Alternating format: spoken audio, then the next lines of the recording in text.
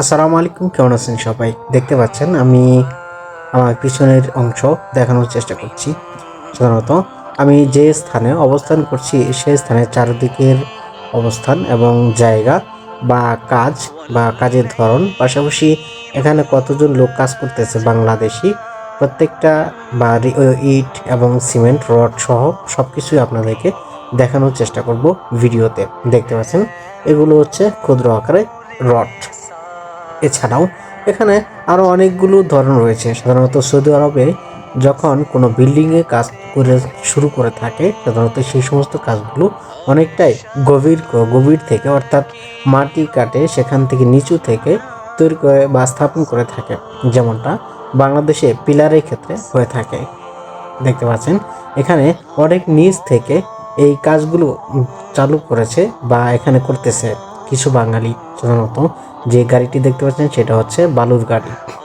এখানে কয়েকজন বাঙালি কাজ করতেছে, আমি যদিও তাদের সাথে কথা বলেছি, শুধুমাত্র তারা ক্যামেরার সামনে না আসার কারণে তাদের সাথে ওরকমভাবে কথা হয়নি বা ভিডিওতে আসেনি কথা বলার জন্য।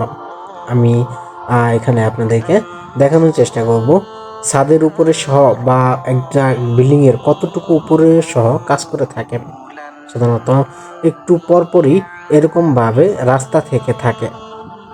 এই যে কূপটা দেখতে পাচ্ছেন, এটা সম্ভবত হয়তো কোনো বাথরুমের ট্যাঙ্কি হতে পারে অথবা পানির ট্যাঙ্কি হতে পারে।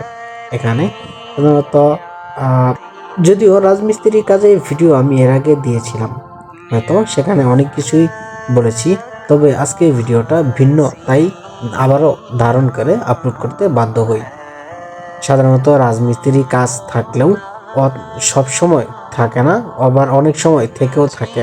অনেক মানুষ অনেক সময় বসে থাকে, কাজ খুঁজে পায় না, আবার যখন কাজ চলে তখন তাদের ভালো ইনকাম থাকে।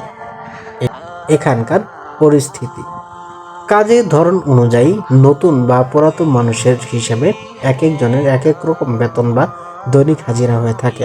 সাধারণত কিছু মানুষের ক্ষেত্রে 180 রিয়াল বা কোনো মানুষের ক্ষেত্রে 120 রিয়াল পর্যন্ত হয়ে থাকে। যাই হোক, এই ছিল আজকে ক্ষুদ্র একটি ভিডিও। ভালো লাগলে লাইক কমেন্ট